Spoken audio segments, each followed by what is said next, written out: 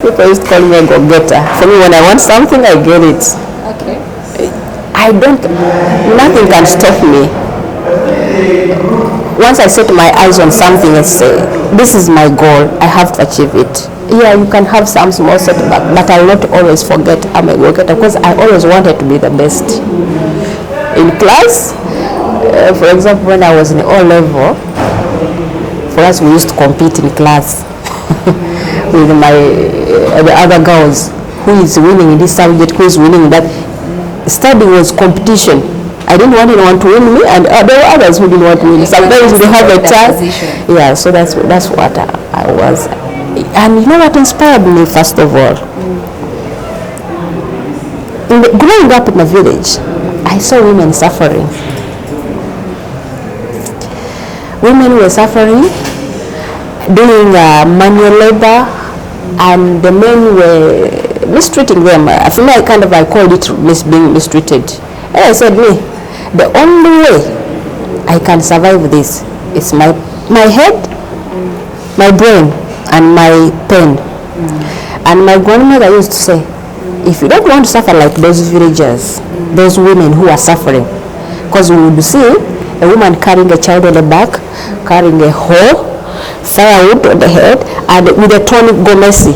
And we are all also told that it's that gomesi that they cover at night with the husband. They remove the gomesi during the day, it's a dress, at night it's a bed sheet. I said, no, I need that life, I don't want it. So I said, I have to liberate myself. Let me work hard and save myself. There's this mentality the girl is saying, I'll get married and the man will provide. Hi, welcome back to the profile. My name is Christine Yonsenga, and as usual, we are always telling stories that inspire, motivate, and empower you through voices. And this video is brought to you by Alicia Fashions and Makeup Lamb. You can find them for all makeup services and hairstyling or veiling at their contact on 0700-389-800. Today, on a special note, we are with Dr. Christine, my namesake of course, and she's going to be sharing with us her life journey and how far she has come and how she has made it where she is today. You're most welcome to the profile, Doctor. Thank you, Christine. Yes, my name is Dr. Kisubi Esther Christine. I'm a lawyer by profession, and currently I'm a lecturer at Kampala International University. Thank you for hosting me here. I'm also a parent. I'm married. I'm a Nalongo. That means a mother of twins. Beautiful one. Yeah, so that's me. So doctor, why do they call you doctor, or are you also a doctor somewhere? No. I am a doctor of law, PhD. That means I have studied 3 degrees. First degree, Bachelor of Laws. Second degree, Master of Laws. And the third degree, which is Doctor of Philosophy in Law. You must have so much love for law. Of course, I wanted to stay within my lane. I love the law. I loved it when I was still young. Actually, I got this inspiration when I was in senior 1. Okay. I said, okay, I have to be a lawyer, and I have to go up to the highest level. When you reach the doctorate, it's a level that is called beyond intimidation. Beyond academic intimidation. No one can intimidate you academically at that level. So, is there another level after a PhD? There's a postdoctorate, but of course it's not awarded. It's postdoctorate, you just add on, but it's not like... So that means you are the epitome of books. Yeah, I'm finished. That's a good one as a woman, being here. How hard has it been? Where do you come from to be what you are today? I come from far, in a small district, Eastern Uganda. I come from Butaleja. I grew up in Butaleja. Started my school in Butaleja district. It's in Eastern Uganda. It's between Namutumba, Mbale, and Tororo. So it is surrounded by those districts. And then Pulse also. It's just within there. how is that? How was life growing up in Butaleja as a girl? Were you born in a family of many children, or were you alone? How was life at home? Yes, I was born in a family of 4. We are 2 girls and 2 boys. I am the second born. Growing up, I shouldn't say it was hard, and I was born a well-to-do family. So life was not hard because it was an academic family. So they had emphasis on education. They didn't entertain anyone who never loved education. So all we had when growing up was education. And as much as we studied from the village schools, like I studied from Buwesa Primary School, also we would go to school barefoot. You know that, put on your uniform barefoot, run to school. And sometimes you carry roasted cassava to school. But here we are. Then that is primary, it was a primary school. Then I went to Mulagi Girls, still in Butaleja. It's a local boarding school in Butaleja. I did my O-level there. From O-level, I went to Tororo Progressive, that's still in Eastern Uganda, that's in Tororo district. That's where I sat my senior 6. And from there, by the way, I went to National Teachers College, Nagongera. So I'm a teacher also, grade 5, I'm a secondary teacher. And from there I said, no, my dream was not to be a teacher. I have to fulfill my dreams. So after my diploma, because it was a government scholarship, sponsorship at that time at the NTC, couldn't get the sponsorship at university at my entry. So I went for tertiary. Immediately I finished my diploma. I think the only teaching I did at that level was in clerkship. After that, I went straight to university to come and do law. And the journey continued. Joined KIU for my bachelor's degree. I finished in 2006. Then I went to LDC 1 year.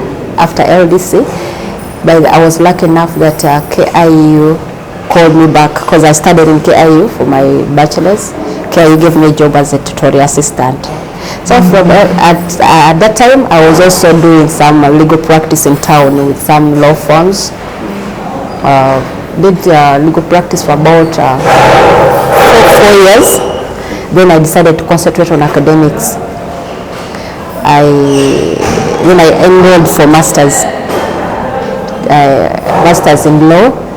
Graduated in 2010. From there, so I continued with lecturing. Then again, because the master's was sponsored by the university, by KIU, because I was a bright student anyway. Of course, even you're bright, the institution should reward you. That's why they hired me first place. I did not apply for the job. I was given the position because I was bright. Then I was given a scholarship to study the master's. When I finished the master's, I was hired. I was given a job again as an administrator. I became head of department for the postgraduate program up to 2015. That's when I resigned. I wanted to do continue with my practice. Then there I was also inspired. The university offered another scholarship for PhD. I said, wow, I'm here. So I okay, practice first, wait. Got back to class. I said, I applied. From 2019, I started doing my you have to do preliminary research before you're given admission. You must write a concept for your PhD research. So actually I started that research around 2015. So I was doing, you would take, and I said, no, doesn't go, no, doesn't go. So 2020 is when now my concept was approved. So then I get admission, fully admitted now in 2021. So that's when I go to class. Get approved to even be admitted. Yes, for PhD, you must first do research. Your research has to be approved. That is before you get admission, do a PhD. That's a hard one. It's only for the people who are determined. Yeah, if I tell people it was a long journey, people say no, PhD is 3 years time. It's 3 years, but what you do in the background is not counted. Before you are admitted, you must have a concept. which is a researcher, which is a PhD standard. So you would research, take to a potential supervisor, and says, no, this is rubbish, go back and research. So you have to keep on researching. So all those years. Then finally, I got admitted in 2021. I embarked on, there was some classwork, then a research. And I said, I put it to myself, I said, I have to finish this. Everything can wait. There's a lot of sacrifices. Because you stop working elsewhere and concentrate. Because if you don't concentrate, PhD, you will not manage. And I said, some people also drop out of this. Of course, research, the PhD research is not easy, my dear. It's not. I mean, why would someone go that far and then still drop out? It's hard. Because you know why you would drop out? You do your research, like months, you take 2 months, 3 months, you're having sleepless nights, you go to the supervisor, you look at your work and say, rubbish, first time. Then you go and do it, then you say rubbish. The third time you say, no, I'm tired. You give up. There was a time I almost gave up. Said, I'm tired of this thing. But then the small person in me said, but this is your dream. You have to be there, or at the top. Beyond that level, beyond academic intimidation. This is what I say. Always, as a girl or let's say as a youth, were you always that ambitious? People used to call me a go-getter. For me, when I want something, I get it. Okay. Nothing can stop me. Once I set my eyes on something and say, this is my goal, I have to achieve it. Yeah, you can have some small setback, but I will not always forget I'm a go-getter, because I always wanted to be the best. In class, for example, when I was in O level, for us we used to compete in class with the other girls. Who is winning in this subject, who is winning in that. Study was competition. I didn't want anyone to win me, and there were others who didn't want to win. Sometimes we have a chance. Yeah, so that's what I was. And you know what inspired me, first of all? Growing up in a village, I saw women suffering. Women were suffering, doing manual labor, and the men were mistreating them. I feel like I called it being mistreated. And I said, me, the only way I can survive this is my head, my brain, and my pen. And my grandmother used to say, if you don't want to suffer like those villagers, those women who are suffering, because we would see a woman carrying a child on the back, carrying a hoe, firewood on the head, and with a tonic gomesi. And we are all also told that it's that gomesi that they cover at night with the husband. They remove the gomesi during the day, it's a dress, at night it's a bed sheet. I said, no, I need that life, I don't want it. So I said, I have to liberate myself. Let me work hard and let's save myself. There's this mentality, the girl saying, I'll get married and the man will provide. But it never happens, because I'm saying the example I was saying, yes, the money was there, but they were living in poverty. So if you leave education, so my parents will tell me that you leave education, you end up like that. Because when you get married, get pregnant when you were still in school, you go and get married, and that is the life you're going to lead. I said, no, that life I don't want it. So I wanted a good life for myself, and I think where I am, I can give myself a good life. How has life been as a mother, handling mother duties and your profession, and now you have studies? Because many people have issues with, I can't continue with my studies because I have a family, I have children to take care of, I am a wife. How have you been able to align all those things together? I've always heard strong women saying, women are created with a software. They are made to multitask. That software, we have it. We can multitask. So being a mother, being a wife, being a lawyer, being a lecturer, being a student at the same time.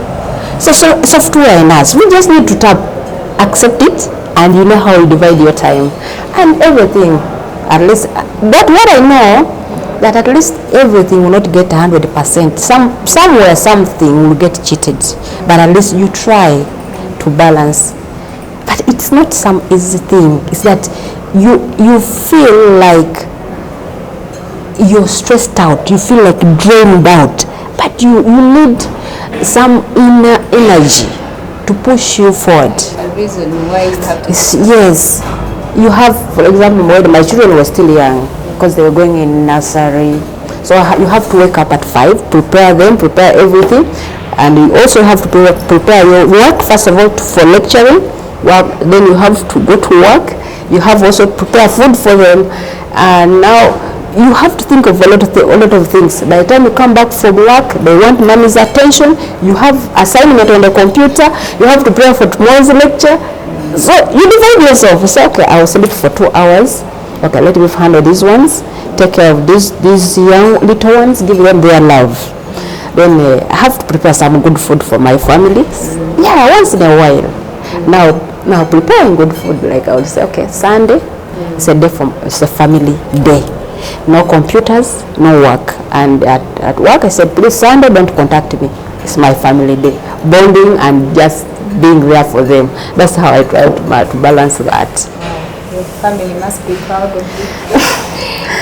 I think so. Because most people who have families or parents who are busy, they don't really give them time. Even that Sunday, they don't even avail it. I tried to. I find with my children, we are really good. On Sunday, we can say, okay, we are playing music, loud music, we are eating good food. Ask any of my children, they'll say, on Sunday we know we are eating good food and it's prepared by mommy. And after that we play music, dance around the whole day. After church, dance. No, so many men are out there are intimidated by women who have overstudied. Does that insecurity ever somehow manifest in your life?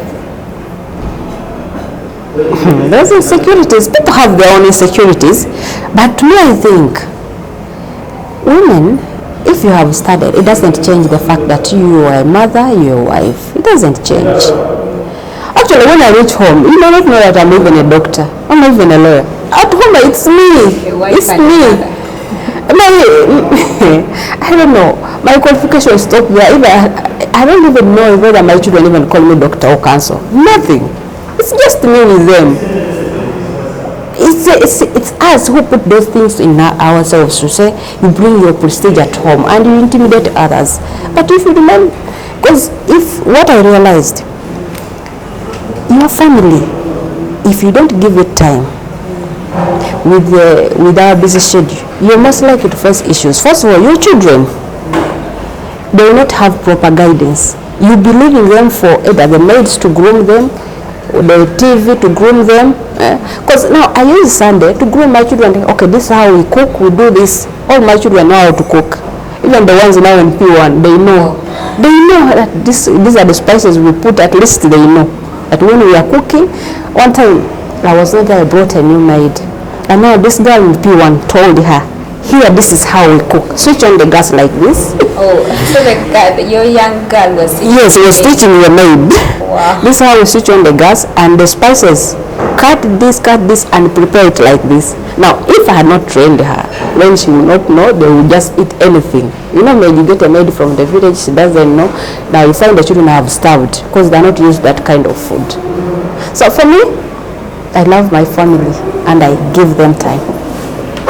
It's a good practice to instill in children, actually, to teach them the real world, because some children are living in that fantasy of I have everything at home, everything is done for me. So my children, I don't leave them like that. I want them to grow up knowing everything. Okay, even if you have money, when you have money and you know the different types of food, then when they bring someone, a maid or workers to prepare for you, you know this is good food prepared badly or not. But if you don't know, you just eat anything that is served to you. It's a great challenge. Yes. Yeah.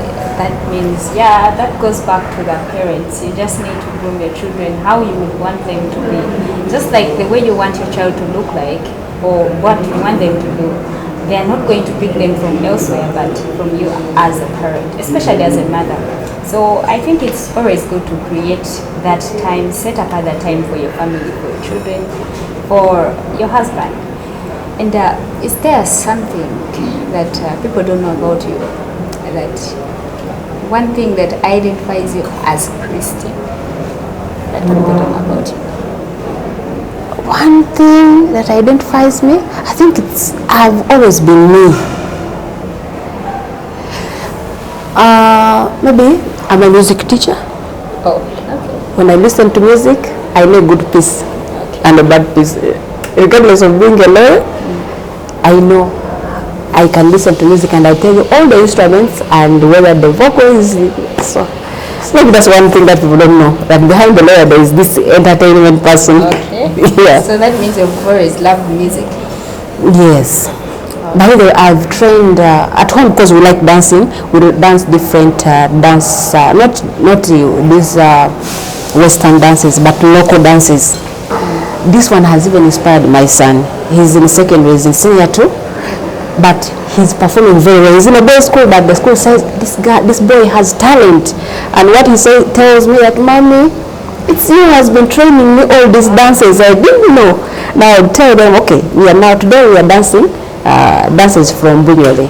Dance, this is the stroke. I train them because I'm a music teacher. So today we are dancing, we are learning dance Maganda. Today we are dancing Masoga. So like I take them through the steps. Okay, so did you go through the training yourself, or you just have it in you? All level, I used to participate in the music dance, and then I ended up as a music teacher, trained as a music teacher, so I can train music. Oh, so you have so many things that you actually trained for. Oh, it's a good thing to see a woman doing so many things, because these men you see here limit us. They really think as a woman you're limited, you have limited ability.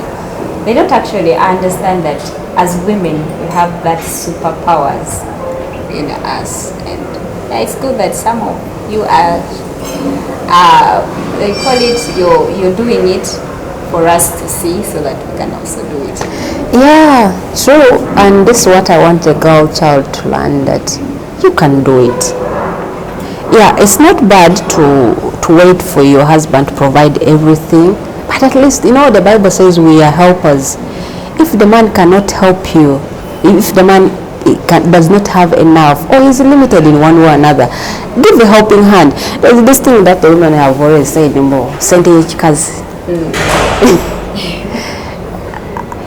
you get the money, like you're earning, that money is yours, so it doesn't contribute on anything at home at all.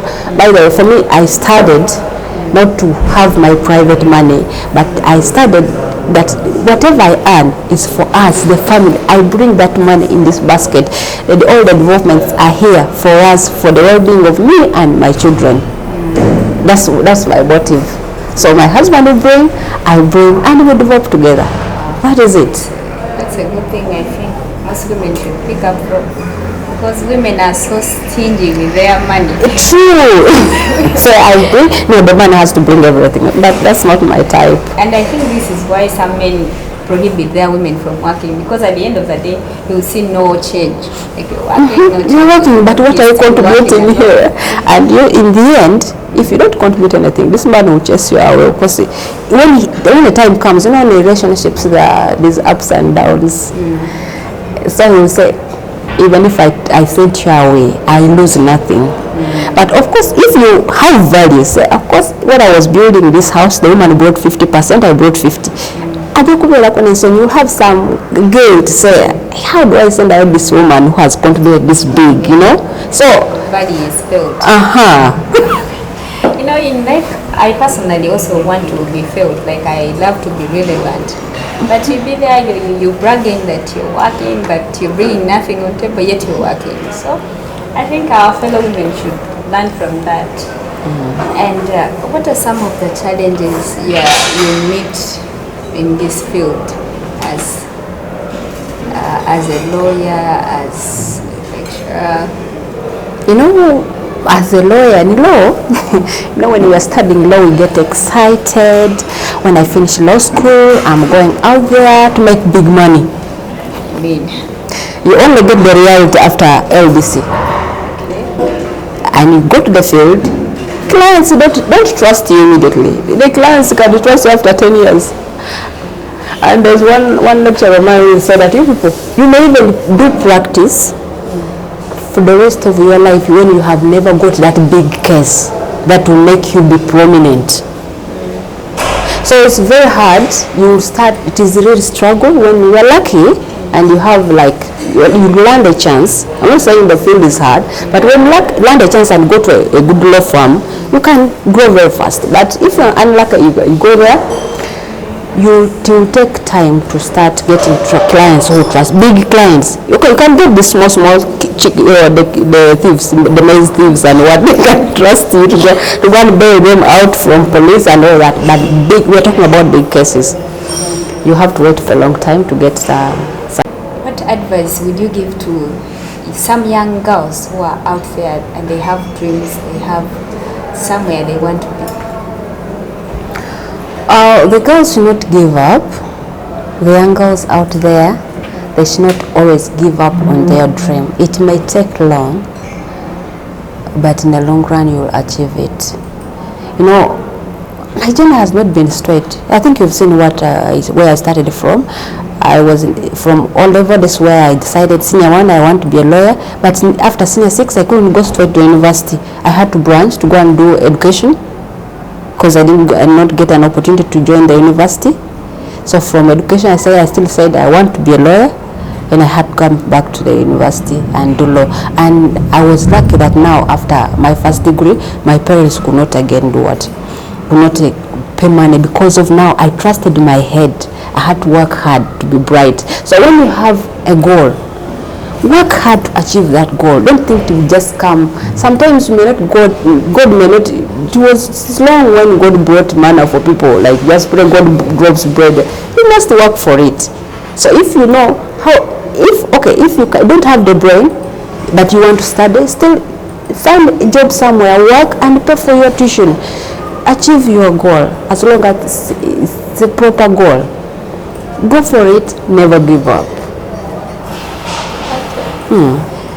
Well, as you know, life is never as scripted as we think.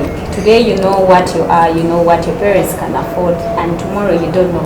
That is why it is always important to always do something with your life. Do something at every point of life. Keep doing something to add on what you already have.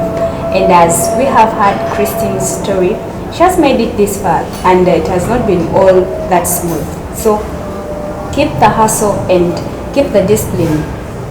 It's also important to keep the discipline.